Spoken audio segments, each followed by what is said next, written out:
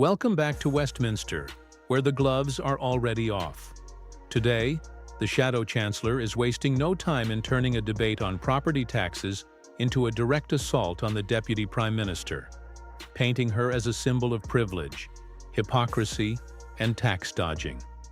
This isn't just about policy. It's about trust, fairness, and whether this government can survive mounting accusations of mismanagement. Strap in, because what you're about to witness is part theater, part blood sport, and all politics. And the big question is, will Labour's attacks land, or will this government deflect and fight back? Right. We now come to the Opposition Day motion in the name of the Shadow Chancellor on property taxes. I have to inform the House I have not selected amendments. We now come Sir Mel Stride, Shadow Chancellor of the Exchequer. Thank you, Mr. Speaker. I beg to move the motion on the order paper. I trust you had a good recess, Mr. Speaker. I'm absolutely certain that the Deputy Prime Minister also had a good recess. We saw many photographs of her down at the seaside, just off the coast, in a rubber dinghy, rather like many of the other photographs that we've seen over the summer, given the reckless policies that this government has towards illegal migration. She was probably celebrating, Mr. Speaker, the acquisition of another property for her property empire, but perhaps also slightly tinged with that nagging doubt as to whether she had indeed paid enough stamp duty. Well, we will get to the bottom of that in due course. But those, Mr. Speaker, who could not avoid paying the taxes imposed by this government are businesses right up and down our country, many of whom I took the time during the recess to visit. In the leisure sector alone, some 80,000 jobs have been destroyed by national insurance, particularly affecting those taking their first job, younger workers, part-time workers, female workers, jobs being destroyed. And while the Deputy Prime Minister was lounging on her boat with her wine, of course, this government was all at sea, like a cork bobbing on the tide, no control over the events that were swirling around them.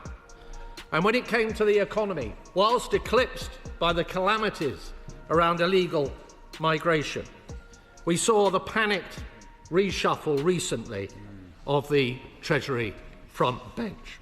And I would like at this point, Mr. Speaker, to offer my congratulations to warmly welcome the Honourable Member for Chipping Barnet to his new role, but to tell him that he is joining a sinking ship in which the captain has just had all her authority stripped from her, and all his comrades down below deck are fiercely trying to bail out the situation.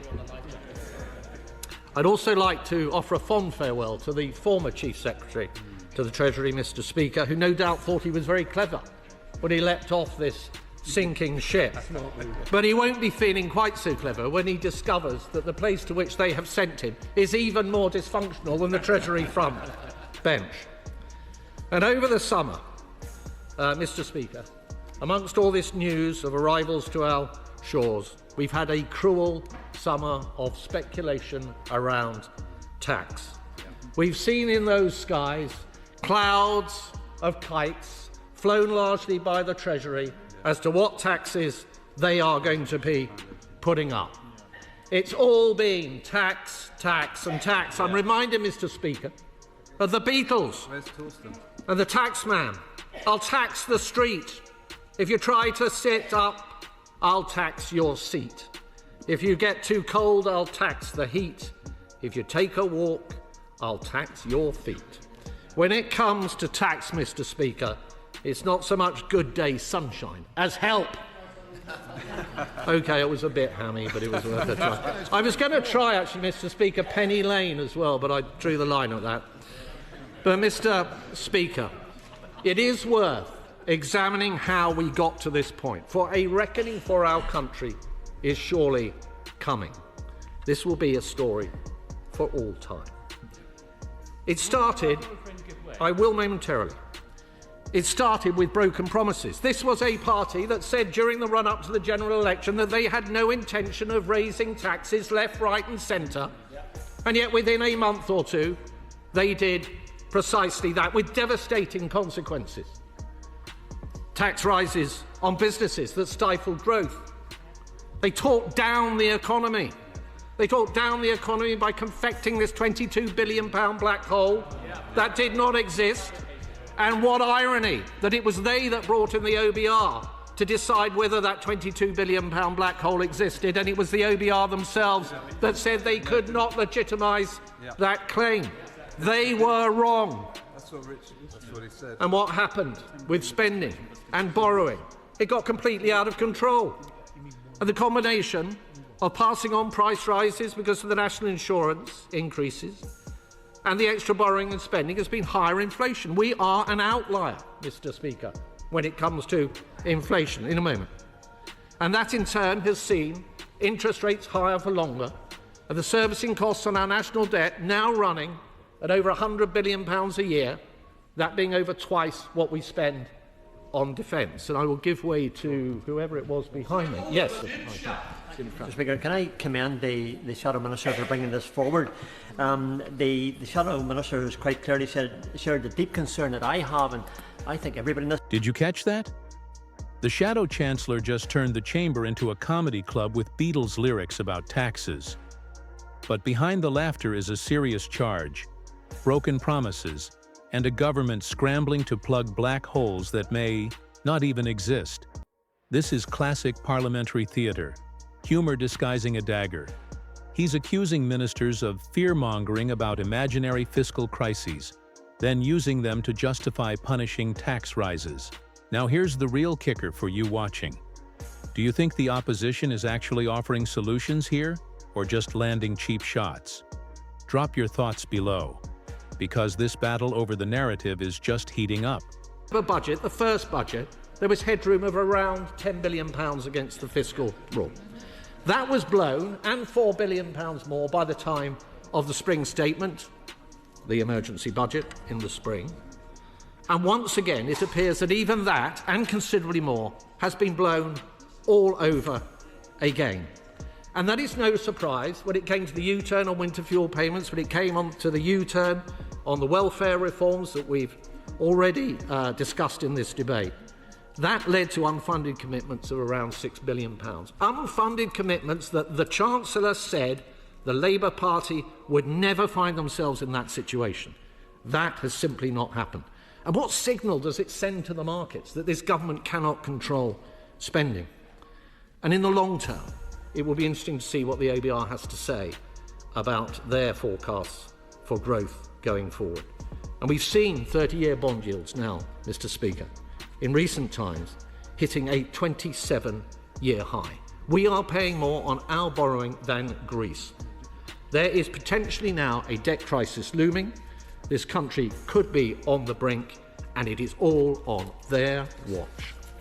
I give way to my friend. I'm grateful to the Shadow Secretary of State for giving way, and isn't the key point here, and the difference here, is that we are seeing stagflation, so high inflation and the economy not growing in the way in which it should be. Therefore, we are getting the job losses that we're seeing and unemployment going up every month under this Labour government. Unless the government does something drastically different, this is only going to get worse rather than get better, which impacts our growth prospects and therefore our prosperity, not only of our nation, but the individuals who work and try to thrive here. Right, my honourable friend is absolutely right. We're seeing high inflation, we're seeing anemic growth, we're seeing high gilt yields, we're seeing a pound that has been plummeting in recent times, and all of those are signals on the dashboard that are flashing red. Instead of getting a grip on spending and getting taxes down, this government has been out there pitch rolling yet more taxes. And over the summer, we have seen the briefings into the press have suggested tax rises on property. And the party opposite has an opportunity this afternoon to rule those possibilities out. And we should look to the Minister when he responds to do just that. Firstly, there has been the suggestion, Mr. Speaker, that there will be changes to private residence relief under the capital gains tax regime. Something that would strike right at the heart of our country as a property-owning democracy. People being penalised simply for selling up and moving home. It would have clear implications for bunging up the property market. It would have clear economic implications for causing friction in the process of people moving from one part of the country to the other, often in search of work. And it would mean that where downsizing would be beneficial in providing more homes for people to live in, it would discourage that. Now, the Prime Minister, Mr. Speaker, before the election, said that there never was a policy of this type, so it doesn't need ruling out. But let's rule it out in case anyone pretends that there was. So perhaps I could ask the Minister, when he responds, to confirm that he still stands by the words of the Prime Minister. Secondly, an annual tax on homes. What a tax on aspiration. What a tax on those people who have saved hard, managed to get onto the property ladder, and are then stuck with annual taxes. What about those who are asset rich but income poor and can't afford to pay them, and they're expected to sell up? Will the Minister, when he comes to the dispatch box, rule that possibility out and keep people's minds at rest? And if that was not enough, Mr. Speaker, we hear also that it may be that we'll be looking at changes to the gifting regime within inheritance tax. They're not content just to pulverise the farmers. They're not content just to pulverise the family businesses, seeing those businesses and farms broken up when they're passed on from one generation to another because of the imposition of the tax. Something which, in fact, it was a Labour government back in the 1970s that brought in the reliefs that this government has now chosen to abolish. I will in just a second. Inheritance tax is going to double in terms of its yield over this Parliament. And we say enough is enough on this side of the House. We should not be punishing parents who wish to pass something on to their children. Socialists do not understand. We do not all stand as atomised individuals. We work together as families, as communities. We care about each other. We care about the people we love. And it is right that we have the opportunity to pass something on to them. And I give way to... I thank the Shadow Chancellor and for bringing this debate as well. It's such an important issue. Properties and assets are vital to the country, to people in the country. But specifically on the lifetime limit for inheritance tax and passing on, everyone will have heard over the last year the government telling farmers, telling family businesses that they need to get their affairs in order, but they need to plan. The lifetime cap, the limit, not having a limit on the lifetime cap was what allowed them to plan. If that is cut, if the cap is not in the right place, that negates every argument that the government have had in the last year as to why they think they could justify the family farm and family business tax.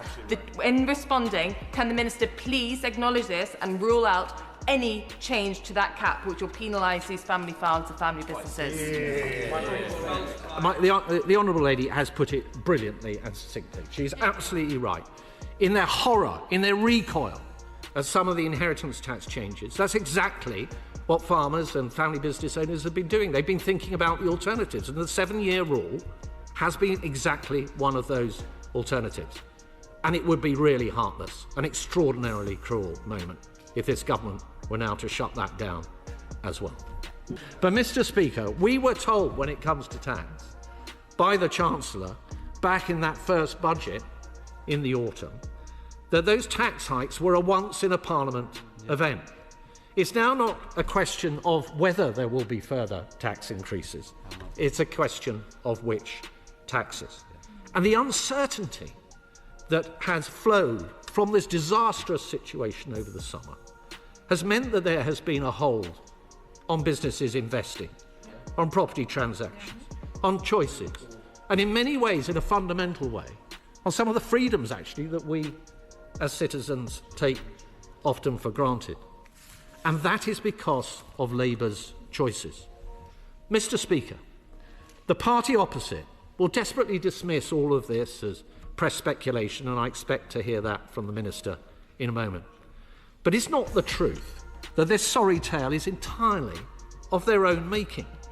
The inevitable result of their choices and the failure that has followed, with much of this speculation seeming to be fuelled by briefings from within government itself. This House, Mr. Speaker, and the public deserve answers. The Chancellor cannot borrow more and has shown no ability to control spending. That can only leave tax But which taxes will it be? Are family homes safe, or are they simply fair game?